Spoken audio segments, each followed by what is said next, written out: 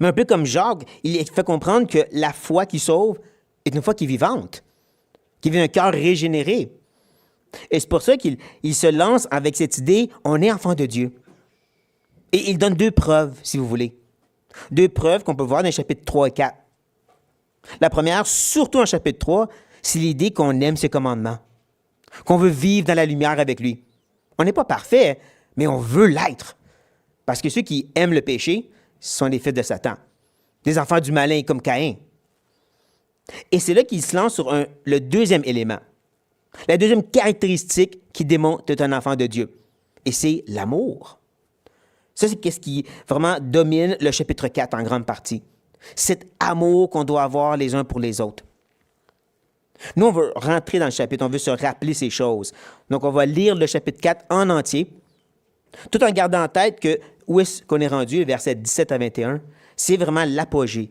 C'est vraiment la conclusion de ce qui est en train d'argumenter. Et que le chapitre 4 a vraiment un argument principal que j'espère que vous allez voir en relisant le chapitre. Donc, je commence au verset 1. Bien-aimés, n'ajoutez pas foi à tout esprit, mais éprouvez les esprits pour savoir s'ils sont de Dieu. Car plusieurs faux prophètes sont venus dans le monde. Reconnaissez à ceux-ci l'Esprit de Dieu. Tout esprit qui confesse Jésus-Christ, venu en chair, est de Dieu. Et tout esprit qui ne confesse pas Jésus n'est pas de Dieu. C'est celui de l'Antichrist, dont vous avez appris la venue, et qui maintenant est déjà dans le monde. Vous, petits-enfants, vous êtes de Dieu, et vous les avez vaincus, parce que celui qui est en vous est plus grand que celui qui est dans le monde. Eux, ils sont du monde. C'est pourquoi ils parlent d'après le monde, et le monde les écoute. Nous sommes de Dieu. Celui qui connaît Dieu nous écoute. Celui qui n'est pas de Dieu ne nous écoute pas. C'est par là que nous connaissons l'esprit de vérité et l'esprit de l'erreur. Bien-aimés, aimons-nous les uns les autres, car l'amour de Dieu, et quiconque aime de Dieu, est né de Dieu et connaît Dieu. Celui qui n'aime pas n'a pas connu Dieu, car Dieu est amour. L'amour de Dieu a été manifesté envers nous, en ce que Dieu a envoyé son Fils unique dans le monde, afin que nous vivions par lui. Et cet amour consiste non point à ce que nous avons aimé Dieu, mais ce qu'il nous a aimés et a envoyé son Fils comme victime expiatoire pour nos péchés. Bien-aimés, si Dieu nous a ainsi aimés, nous devons aussi nous aimer les uns les autres. Personne n'a jamais vu Dieu. Si nous nous aimons les uns les autres, Dieu demeure en nous, et son amour est parfait en nous. Nous connaissons que nous demeurons en lui, et qu'il demeure en nous, en ce qu'il nous a donné de son esprit. Et nous avons vu, et nous attestons que le Père a envoyé le Fils comme sauveur du monde. Celui qui confessera que Jésus est le Fils de Dieu, Dieu demeure en lui, et lui en Dieu. Et nous avons connu l'amour que Dieu a pour nous, et nous y avons cru. Dieu est amour, et celui qui demeure dans l'amour demeure en Dieu, et Dieu demeure en lui. Tel il est, tel nous sommes aussi dans ce monde. C'est dans cela que l'amour est parfait en nous, afin que nous ayons de l'assurance au jour du jugement. La crainte n'est pas dans l'amour, mais l'amour parfait bannit la crainte, car la crainte suppose un sentiment, et celui qui craint n'est pas parfait dans l'amour. Pour nous l'aimons, parce qu'il nous a aimés le premier. Si quelqu'un dit « J'aime Dieu » et qu'il haïsse son frère, c'est un menteur. Car celui qui n'aime pas son frère qu'il voit, comment peut-il aimer Dieu qu'il ne voit pas? Et nous avons de lui ce commandement, que celui qui aime Dieu aime aussi son frère. Donc, nous avons vu que le chapitre commence et il y a des petits indices à travers le chapitre de cette idée de qu'est-ce qu'on croit, à qui on a une confiance en Jésus-Christ. Mais que rapidement, il argumente sur la nécessité de s'aimer les uns les autres. Ça vient de où? De pourquoi? Et l'argument est très simple. Dieu est amour. Oui. Dieu habite en nous. Oui. Donc, on va aimer. Ça semble simple, n'est-ce pas? Si celui qui est amour habite en nous, automatiquement, l'amour va ressortir. Tu ne peux pas contenir Dieu. Ça semble simple comme argument, n'est-ce pas? Et c'est un peu ça qu'il fait, hein? Il nous rappelle, Dieu nous a aimés, donc on aime en retour. C'est très simple. Dieu, avec nous, égale amour. Et c'est cette note, justement, qui nous amène maintenant à cette conclusion, comme je dis. Où est-ce qu'il veut un peu terminer cette discussion sur le fait de s'aimer les uns les autres? Le problème, c'est que la traduction que j'utilise, la Louis II, elle a comme inversé le verset 17. En réalité, dans le texte original,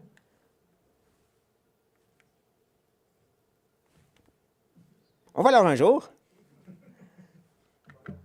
commence en disant « c'est en cela hein? ». C'est de cette façon. C'est par ceci. Par ceci, quoi exactement? Que l'amour est parfait en nous. C'est là qu'on doit reculer et se demander, c'est quoi le cela? C'est rattaché à quoi? Et si on regarde au verset 16, on peut le voir. Et nous avons connu que l'amour que Dieu a pour nous. Et nous avons cru, parce que Dieu est amour, justement. Et celui qui demeure dans l'amour, celui qui habite et qui existe dans cet amour que Dieu a pour nous, eh bien, il est en Dieu. Et Dieu demeure en lui. Donc, c'est de demeurer dans l'amour et de demeurer en Dieu et Dieu en nous, c'est en cela. C'est de cette façon. C'est à cause que tu es dans l'amour, que tu es en Dieu, Dieu en nous, qu'on peut vraiment dire l'amour est parfait en nous. Une autre de ces expressions qu'on a déjà vues. Si vous reculez au verset 12, où est-ce qu'on peut lire « Personne n'a jamais vu Dieu ». Une autre de ces expressions assez intéressantes qu'on veut garder dans notre poche pour maintenant. Parce qu'ensuite, il ajoute « Si nous aimons les uns les autres ». Encore, demeurer dans l'amour. Eh bien quoi? Dieu demeure en nous, un peu comme le verset 16. Mais là, il ajoute « Et son amour ». Là, c'est spécifique. Son amour est parfait en nous. Et comme nous avons discuté à ce moment-là, l'amour de Dieu parfait en nous contient deux éléments. Contient l'idée, premièrement, qu'il nous aime. On reconnaît, on le ressent, on l'expérimente. Dieu nous aime. Et c'est parfait quand on est en lui. Mais ce n'est pas juste ça, parce que ça va être aussi exprimé aux autres. Donc, on l'expérience et on l'exprime aux autres. C'est ça, l'amour de Dieu parfait en nous. On l'expérimente parfaitement, on l'exprime aux autres. Et ça, c'est quand on baigne dans cet amour de Dieu pour les autres aussi. Et donc, c'est là qu'on comprend mieux notre expression ici. Quand on baigne dans l'amour, l'amour va être parfait en nous. Maintenant, prenez note du temps de verbe. Il est au présent. Il est parfait en nous, cet amour.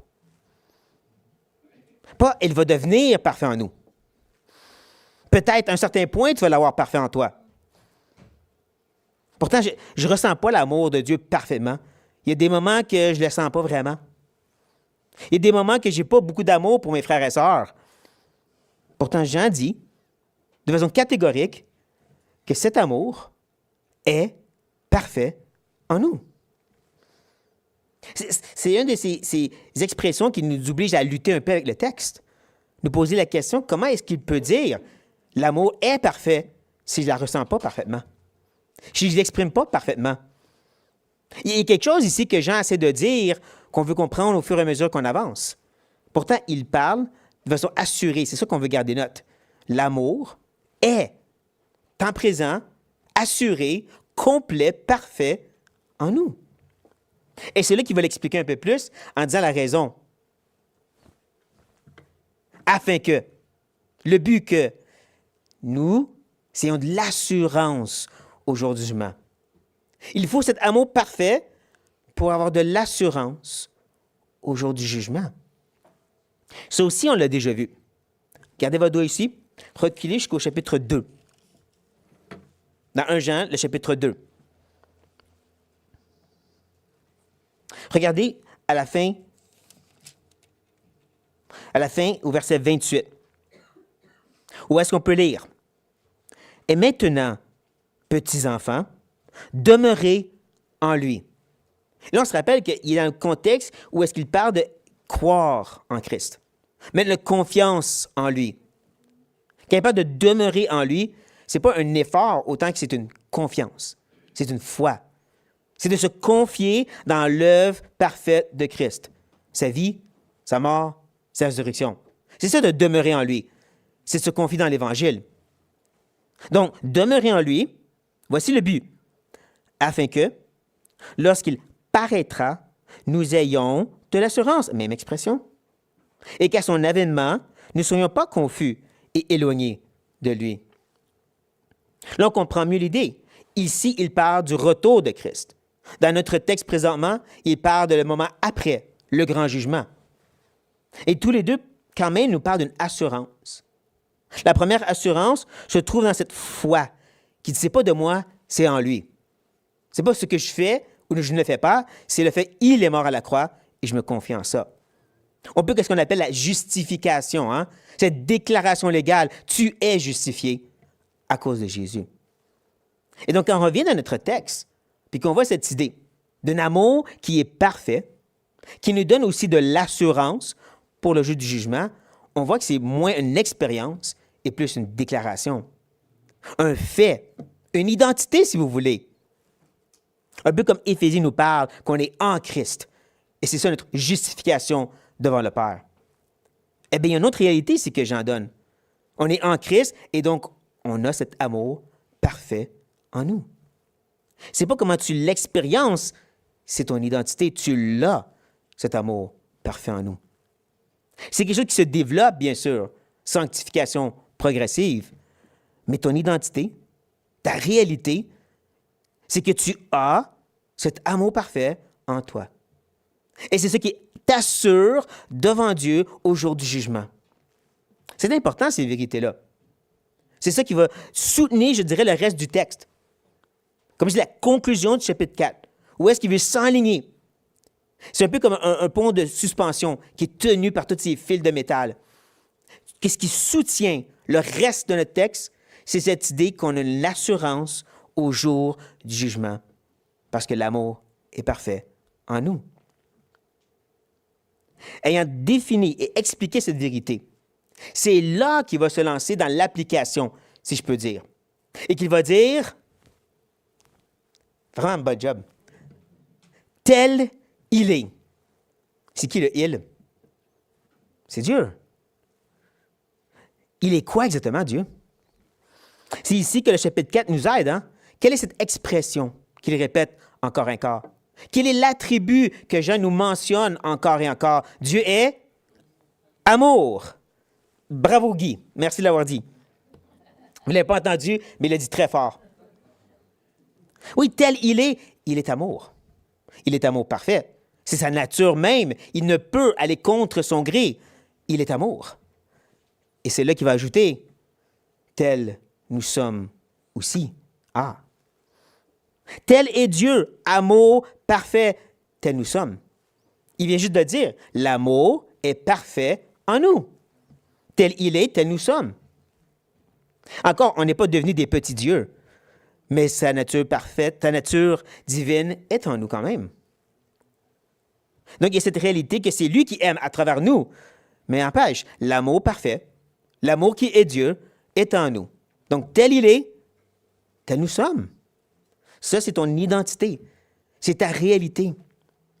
Ce que Jean est en train de dire me fait penser beaucoup à ce que Paul mentionne. Mais avant de vous dire ça, petite gorgée. Si vous connaissez un peu les épîtres de Paul, vous savez que dans Colossiens, comme dans Éphésiens et dans d'autres places, il va rappeler aux lecteurs, premièrement, leur identité en Christ. Hein, vous êtes en lui. C'est ça votre identité. Mais ensuite, il va dire, selon cette identité, il y a une façon de vivre maintenant. Mettez à mort, revêtez. Mettez à mort certains péchés et revêtez des caractéristiques de Christ. Jean est en train de le faire la même chose d'une autre façon. Qui vous êtes? Parfait dans l'amour. Tel il est, tel vous êtes. Comment que ça se vit maintenant? Et c'est là que je dirais, de se rappeler que justement la bonne partie des péchés que Paul nous dit de mettre à mort ont rapport avec les relations interpersonnelles. Pas tous, mais une bonne partie, c'est comment qu'on se traite. Ou en rapport avec l'amour. Je vous montre ce que je veux dire. Dans Éphésiens. C'est pourquoi renoncez aux mensonges. Oui, c'est mal de mentir, mais c'est drôle pourquoi Paul va expliquer la raison. Il va dire, ajouter,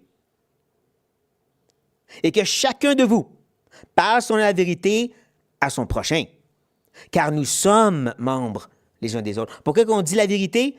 Parce qu'on est une église, on est une communauté, on est un corps de Christ. Un corps humain, lorsqu'il cache des bobos, c'est pas une bonne chose. Quand il y a des maladies cachées, on peut souffrir et même mourir. Et donc, dans le corps de Christ, il faut la vérité, parce qu'on est un corps, on est une communauté. C'est pour ça qu'il n'y a pas de place pour le mensonge. Il ajoute ensuite que celui qui dérobait ne dérobe plus. Oui, c'est mal de voler. Encore, c'est intéressant, Paul va aller avec ça. Il va ajouter, mais plutôt, qu'il travaille en faisant de ses mains ce qui est bien, pour avoir de quoi donner à celui qui est dans le besoin. Pourquoi tu ne voles plus? Parce que tu devrais travailler pour bénir les autres à la place, les autres dans la communauté. Donc encore, la mise à mort du péché, c'est lié à la communauté, le bien que tu as amené aux frères et sœurs. Il ajoute qu'il ne sorte de votre bouche aucune parole mauvaise, pas de juron, pas de farce à caractère inapproprié. Pourquoi? Il explique. Mais s'il y a lieu, quelques bonnes paroles qui servent à l'édification et communiquent une grâce à ceux qui l'entendent. Encore, ce qui sort de notre bouche peut entre faire du bien aux frères et sœurs, amener un baume sur leur cœur ou les empoisonner par ce qui sort de notre bouche. C'est pour ça qu'on fait attention à ce qui sort de la bouche. Encore, c'est communautaire, c'est entre nous, c'est à rapport avec l'amour. Il va dire aussi un peu plus loin, « N'attristez pas le Saint-Esprit, par lequel vous avez été scellés pour le jour de la rédemption. » Comment on peut attrister le Saint-Esprit? Paul va le dire, tout de suite après, que toute amertume, toute animosité, toute colère, toute clameur et toute calomnie. Vous comprenez que tous ces péchés-là, c'est communautaire. La calomnie, les crieries, toutes ces choses se font entre nous, les uns envers les autres. Même quand il parle de toute espèce de méchanceté, il ajoute « disparaître du milieu de vous ». C'est entre nous. C'est le mal qui se fait les uns envers les autres. Un peu comme Jean, c'est l'idée que l'amour ne va pas faire ça. À la place, il va ajouter « Soyez bons les uns envers les autres, compatissants, vous pardonnant réciproquement, comme Dieu vous a pardonné en Christ. » Comme je dis, les péchés, pas tous, en grande partie, c'est rapport avec la communauté et comment on se traite l'un l'autre. Autant que l'appel à obéir et ressembler à Christ, c'est l'amour, comme Jean est en train de dire ici. Tel il est, tel nous sommes, entre nous, mais pas juste nous. Parce qu'il termine en disant « dans ce monde ». Ça, c'est intéressant parce que ça sort un peu de nulle part. Pourquoi parler du monde présentement, Jean? C'est pas la seule fois, à travers l'Épître, qu'il glisse l'idée du monde dans son texte et qui nous appelle à donc s'arrêter et se questionner. Pourquoi tu parles du monde présentement, Jean? Surtout, tu nous dis qu'il ne faut pas aimer le monde, ni les choses qui sont dans le monde. Donc, pourquoi tu nous parles tel que nous sommes, amour, dans le monde? Et je dirais qu'il y a deux raisons ici. Que premièrement, encore une fois, il est en train de s'attaquer aux faux enseignants. Ouais, les faux enseignants de ce temps-là étaient vraiment contre le monde, tout ce qui était matière. Le but pour eux, c'est de se détacher du monde puis de devenir des esprits volants. C'est tout à propos du spirituel. Sois détaché de ce monde. C'est triste qu'à travers l'histoire chrétienne, plusieurs ont tombé dans ce piège. Il faut se détacher du monde, détacher des gens. C'est ça qui est important. Mais Jean dit non, au contraire. Tel il est, tel nous sommes, dans ce monde. Et qui nous amène à la deuxième réalité. Tel il est, il s'est incarné. Dieu a marché parmi nous. Jésus, celui qui a représenté le Père, a marché parmi nous dans l'amour, faisant du bien aux autres, guérissant les gens, allant auprès des lépreux pour les guérir. Dans la compassion, il a ramené un mort pour une veuve qui n'avait plus d'enfants. Et même la chose pour Lazare aussi, par compassion pour ses sœurs. C'est celui-ci qui a fait tellement de bien aux gens qui, ultimement, ont dit « crucifiez-le », et il le savait. C'est ce même Jésus, tel il est, qui est venu aimer dans le monde. Et on est appelé à faire la même chose. Même si, premièrement et avant tout, comme on l'a déjà vu, l'amour, elle est exclusive entre nous. Ça commence par la famille de Dieu. Mais ça n'arrête pas là. Paul dit à Timothée, il veut qu'on prie pour tous les hommes, même les ceux en dignité. Ça, c'est aimer les gens de ce monde. C'est de vouloir leur plus grand bien, leur salut. Ce même Jésus, tel il est, qui a été incarné, est celui qui a justement dit qu'il faut tourner l'autre joue, être prêt à donner ta chemise, son manteau, et de carrément aimer tes ennemis et les bénir. Ce même Jésus qui l'a fait, hein? Et qui nous a montré que ce n'est pas nécessairement un acte littéral. Parce que quand on l'a frappé, il n'a pas tourné l'autre joue. Il dit, allez, frappe ici. Mais il a montré de l'amour à la place. Il s'était. Quand on a enlevé son manteau, il n'a pas dit, tiens ma chemise, mais il les a bénis. Pardonne-leur, quand ils savent ce qu'ils font. Il nous a montré que ce n'est pas juste un littéral, mais c'est un amour qui est extravagante pour les ennemis et pour les gens de ce monde. Donc oui, tel il est, tel nous sommes dans le monde. Et tout ça parce que c'est notre réalité, notre identité. L'amour est parfait en nous. Comme je dis, ça, c'est l'élément de base qui va diriger le texte et qui est important parce que quand on arrive au verset 18, il y a des aspects qui semblent un peu compliqués. Jean commence par dire, la crainte n'est pas dans l'amour. C'est là que tu te poses la question, pourquoi tu parles de crainte? Tu parlais d'amour, je te comprends, mais c'est quoi le rapport avec la crainte, Jean? Surtout que tu fais un contraste. Hein? La crainte n'est pas dans l'amour. Donc, c'est comme l'huile et l'eau, ça ne va pas ensemble. Tu as l'amour, tu n'as pas la crainte. Puis il l'explique même. Il dit, mais l'amour parfait, je connais cette expression, l'amour parfait, il me semble qu'on vient juste de le voir. L'amour parfait bannit la crainte. On comprend encore l'argument. La crainte, l'amour, ne vont pas ensemble. Parce que cet amour parfait va la bannir. Mais pourquoi parler de la crainte, encore une fois? C'est quoi le rapport de parler de crainte présentement? Il va un peu mieux l'expliquer en ajoutant le parce que. Car la crainte suppose, elle s'attend, même elle tient un châtiment. Voici ce qui est intéressant. Dans le grec, 2 mots peuvent être traduits par châtiment. Le premier mot, on connaît très bien. C'est ce qu'on retrouve dans Hébreux 12. Vous savez, hein, Dieu, justement, châtie ses enfants qu'il aime. Et trop souvent, on pense que ce châtiment, c'est une bonne fessée. Hein, Dieu donne une bonne fessée quand tu désobéis. Il donne une bonne punition. C'est ça le châtiment de Dieu. Faux. C'est pas du tout ce que le mot grec veut dire. Arrêtez, le mot parle de façonner, de former, éduquer, enseigner. C'est ça que Dieu fait envers ses enfants. Pas donner une fessée. Il enseigne, il éduque, il instruit, il forme leur caractère. Mais il y a un autre mot. C'est que Jean est en train d'utiliser ici. Lui, il parle de punition, de jugement. C'est ça que la crainte, elle s'attend ici. Elle attend d'aller trop vite. Recule, s'il vous plaît. Merci. Cette crainte, elle s'attend justement au jugement. Et c'est là qu'on revient au verset d'avant. C'est là qu'on comprend ici, c'est pas l'idée que si tu es un chrétien, puis tu as un peu de crainte, tu n'es pas sauvé. Pas ça l'idée. C'est pas l'idée qu'un chrétien va jamais avoir d'inquiétude ou de questionnement. Non, il fait vraiment un contraste catégorique. Il a dit justement que on a l'amour parfait en nous. C'est ça notre assurance au jour du jugement. Quand on va être devant le trône de Dieu, celui qui est le parfait juge, j'aurai pas de crainte. J'aurai pas d'inquiétude parce que je suis en lui et il m'a sauvé. Mais il y en a d'autres qui vont avoir cette crainte et cette inquiétude, qui n'est pas certain lorsqu'ils vont être devant lui s'il va y avoir un jugement. Et c'est là qu'il va justement ajouter « et celui ». Ce petit mot est tellement important.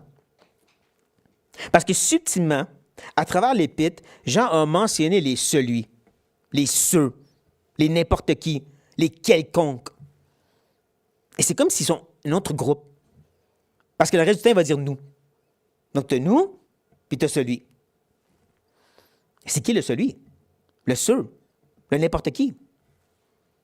Encore, c'est là qu'on se rappelle le contexte historique. Non seulement il y a eu des faux enseignants, mais il y a des gens qui sont fait avoir par les faux enseignements, qui se sont laissés emporter par cette autre spiritualité. Même si certains ont quitté, on a vu des preuves au chapitre 2 que certains ont resté. Ils sont encore dans les églises, ils sont encore mélangés. Ils sont encore très troublés, l'Église.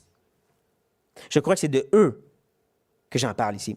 C'est à eux qu'il s'adresse quand il dit « Et celui, celle, tu sais de qui je parle. » Et là, il va ajouter « Qui craint n'est pas parfait dans l'amour. » Ça, c'est vraiment frappant comme parole.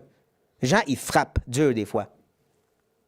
Parce qu'il vient de dire l'amour parfait. C'est qu'est-ce qui nous assure au jour du jugement. C'est ce qui dit que tu es sauvé. Là, il dit, oh, on recule. Merci. Si tu as cette crainte, si tu as cette peur d'un châtiment, tu n'es pas parfait dans l'amour. Tu as questionné, tu n'étais pas sauvé. Ouch. C'est une parole qui laisse peser lourd sur le cœur des gens devant lui. Les gens qui lisent la lettre présentement, comme nous on fait. Si tu as cette crainte, cette inquiétude, tu n'es pas certain.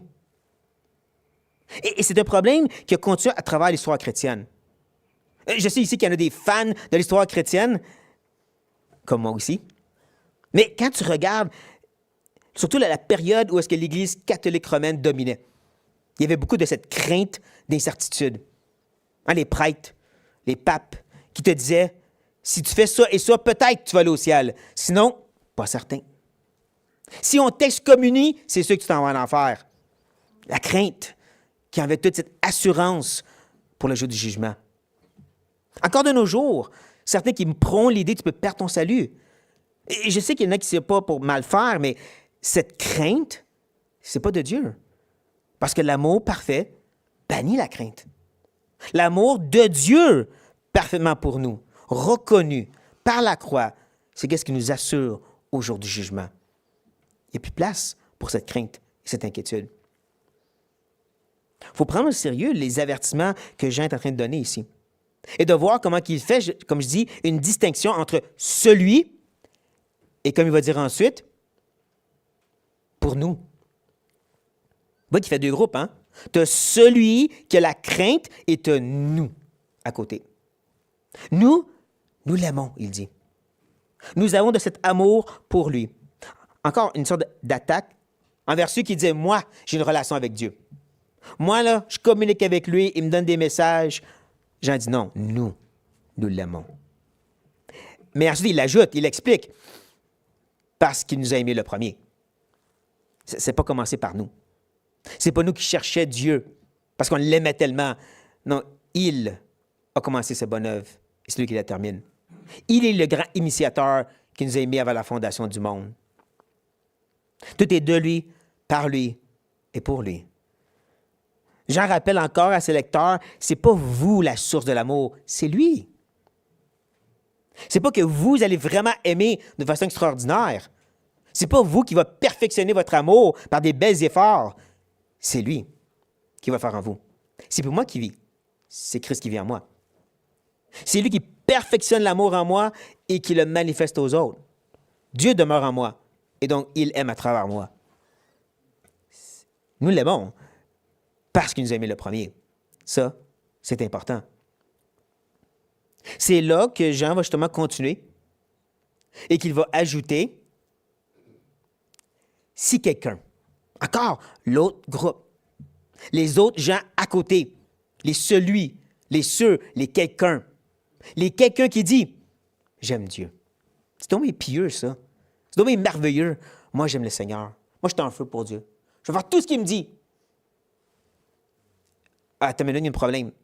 Parce que, et qu'il haïsse son frère, c'est un menteur. Ouch. Un peu comme la fin de l'autre verset, hein? C'est un coup dur pour les quelqu'un, pour les celui et celle à qui il s'adresse. Moi, j'ai vraiment une relation avec le Dieu invisible et je veux rien savoir de vous autres. T'es un menteur. Ouch! Comment oses-tu me juger? C'est pas lui qui juge, c'est Dieu. Parce que c'est lui qui a inspiré la parole. Mais encore, c'est une parole qui doit rester avec nous. Parce que quand il parle de haïr, nous, on peut dire, ah, je n'ai pas vraiment de la haine, là. Tu sais, je suis un peu irrité, mais je n'ai pas de la haine. Tu sais, la haine, c'est meurtrière. Il le dit. Justement, on va aller le voir ensemble. Gardez toujours votre doigt ici. Reculez dans le chapitre 3.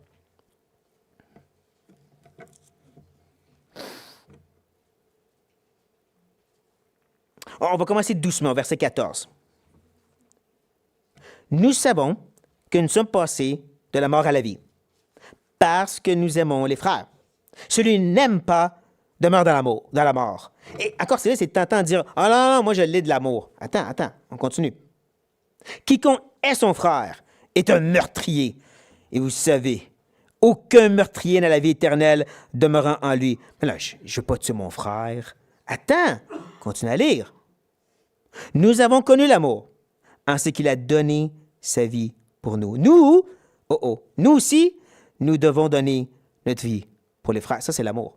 Donner ta vie pour ton frère. Il ajoute, si quelqu'un possède les biens du monde, en deux mots, tu es capable de donner, et que voyant son frère dans le besoin, lui ferme ses entrailles, comment l'amour de Dieu demeure-t-il en lui? À cette question provocatrice et dérangeante, c'est de dire, si c'est vraiment l'amour de Dieu, tu ne peux pas la contenir. Donc, tu vois un besoin et tu n'agis pas, c'est donc plus l'amour, c'est la haine. Comme je dis, Jean est tranchant, noir ou blanc. L'amour va donner sa vie pour les autres. L'amour va être prêt à agir s'il y a un besoin. Sinon, tu tombes dans la catégorie de haine. Ouch! C'est pour ça qu'on revient à notre texte, puis qu'on lit justement, « J'aime Dieu! » et qu'il haït son frère, il ne faut pas se dissocier. Moi, je n'ai pas de la haine, mais as-tu de l'amour comme Dieu aime, qui donne sa vie pour son frère, qui est prêt à te donner quand il y a un besoin? Sinon, tu haïs ton frère. Ouch! Et c'est là qu'il va ajouter, justement, « Car, voici la raison que je dis quelque chose d'aussi frappant. Celui qui n'aime pas son frère qu'il voit. » C'est là qu'on retourne finalement dans la poche gauche. Est-ce que vous avez oublié la poche gauche? Sûrement que non. C'est bon, parce qu'il se rappelait. On avait dit tantôt que Dieu, personne ne l'a vu. Nul n'a vu Dieu, une phrase qui sortait un peu de nulle part. Pas vraiment. Parce qu'encore, dans le chapitre 4, on a pu voir, nous avons pu voir, juste après, au verset 14 du chapitre 4. Et nous avons vu Dieu, non, attends, et nous attestons que le Père a envoyé le Fils comme sauveur du monde. Qu'est-ce qu'on a vu? Le Fils. La manifestation du Père. C'est important, ces petits détails, que nul n'a vu Dieu, mais qu'on peut voir Dieu par le Fils. Et qu'est-ce que Jésus a dit? Maintenant, on voit Jésus par l'Église. Donc, parler du frère qu'on voit, c'est pas juste une réalité physique, c'est il représente le Père. Il représente le Fils, ce frère, cette sœur.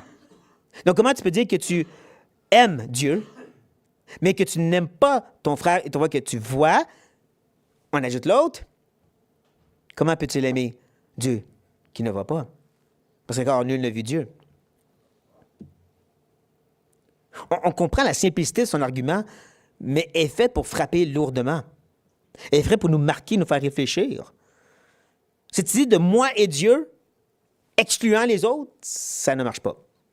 Comme on l'a dit, les mouvements à travers l'Église jusqu'à maintenant, qui se dissocient de l'Église, puis c'est juste moi puis Dieu, va en contradiction à ce que Dieu dit est l'amour.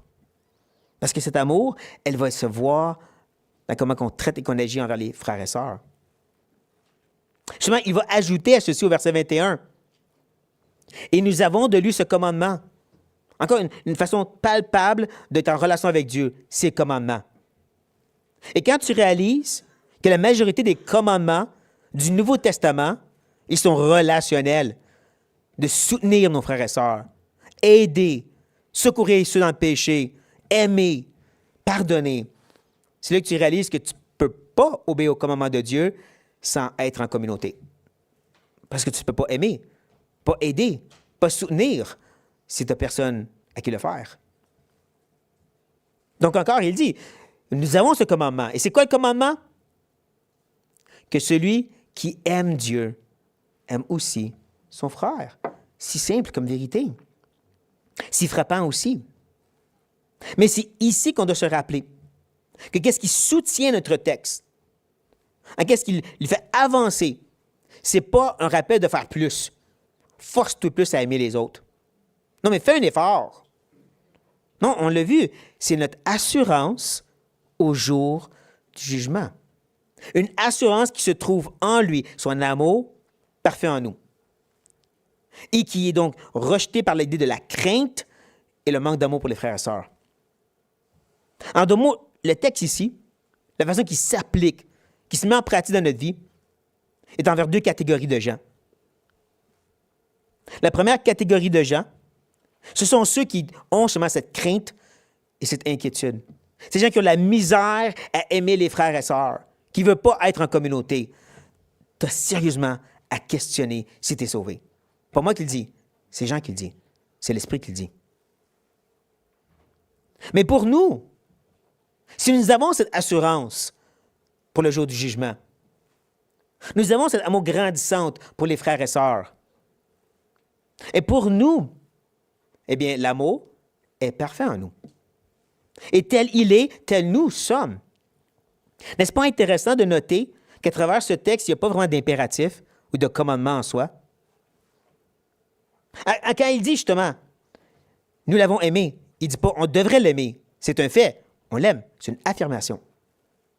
Même quand il y a le commandement ici, il ne dit pas on devrait faire ça. Il dit tout simplement, comme c'est un fait qu'on reconnaît, le commandement, c'est que celui qui aime Dieu va aimer son frère et sœur. Des affirmations. Des affirmations comme le fait que l'amour est parfait en nous. Et tel il est, nous le sommes. Point. Il présente des affirmations, puis il les met devant nous. Puis il dit ça, c'est ta réalité. En réalité, le texte devant nous nous oblige de s'examiner devant le miroir. En reconnaissant que le miroir qui est devant nous, ce n'est pas ma face qui va être dessus, c'est celle de Dieu, celle du Fils, celle qui est parfait amour, et te demander est-ce que je ressemble à ça? C'est sûr que c'est des fois pas le cas. Et c'est là qu'il ne faut pas passer par-dessus. On a des textes comme ceci qui nous mettent au défi. Est-ce que tu as cet amour parfait? Est-ce que tel qu'il est, tel tu l'es? Des textes aussi comme le fruit de l'esprit. Hein, vous savez, le fruit de l'esprit et ses différentes caractéristiques, comme une tempérance qui est parfaite, comme un amour et une bénignité, ou faire le bien aux autres qui est parfait, une joie parfaite. On voit des textes comme ceci, on dit « Wow, c'est beau! » mais on ne le vit pas, puis ça ne nous dérange pas. Au contraire, les textes comme ceci, c'est une invitation à dire, si tu ne le vis pas, recherche la face de Dieu. C'est pas normal. C'est un peu comme une voiture, j'en ai pas, mais je sais comment ça marche. Quand les petites lumières s'allument, check engine. Deux façons d'agir. Tu fais semblant que ça marche, il n'y a rien. Tu mets un petit tête noir dessus, je ne le vois pas. Ou tu vas voir le mécanicien. Ça se peut que ce soit rien, mais ça se peut que ton auto arrête en plein milieu de l'autoroute. C'est la même chose ici. Il vient de nous dire, l'amour est parfait en nous. Et tel qu'il est, nous le sommes, pas de devenir, nous le sommes. Donc, s'il y a de la misère dans cet amour entre frères et sœurs, s'il y a de l'irritation qui s'accumule, des frustrations, il y a un problème. Arrête-toi, confesse-toi, recherche la face de Dieu pour qu'il t'examine. Même chose dans notre relation avec Dieu, on l'aime. Si on manque d'amour, si on manque de patience envers lui, envers ses façons, c'est temps de s'arrêter, de s'examiner, de se confesser, de dire « Seigneur, ça ne marche pas, parce que je suis supposé t'aimer. Je suis supposé de t'aimer sans crainte. Je suis supposé être comme toi. » Donc, ce texte nous rappelle cette importance de faire ces examinations nécessaires régulièrement, d'être prêt à s'arrêter quand ça ne marche pas avant que le char explose en plein chemin. Que Dieu nous aide à avoir ce courage de s'arrêter et pas juste continuer à avancer quand il y a de l'amour qui ne fonctionne pas. Quand la chair à prendre dessus. C'est pas normal. Que Dieu nous aide à prendre ces choses au sérieux. Prions. Ô Éternel, nous te remercions que tu as commencé une bonne œuvre en nous et que tu vas la terminer. On se repose pleinement et complètement dans l'œuvre de Christ et l'œuvre de l'Esprit en nous. On s'appuie sur la promesse de ce texte, ton amour est parfait en nous. Et nous sommes comme toi. Aide-nous. Aide-nous quand les moments de difficulté, de faiblesse, quand la chair prend le dessus, quand ce combat avec le péché, Seigneur, est grand, viens à notre secours. Aide-nous d'être alertes à ces choses. Je ne sais pas où sont mes frères et sœurs dans leur marche avec toi aujourd'hui ou cette semaine, mais s'il y a des irritations, des dérangements entre frères et sœurs, Seigneur, donne-leur de s'arrêter, de confesser et de chercher à être restaurés dans l'amour complète et parfaite en Jésus-Christ. De nous, Seigneur, de prendre au sérieux et d'agir en conséquence. Guide-nous par ton esprit, on prie. Au nom de Jésus-Christ. Amen.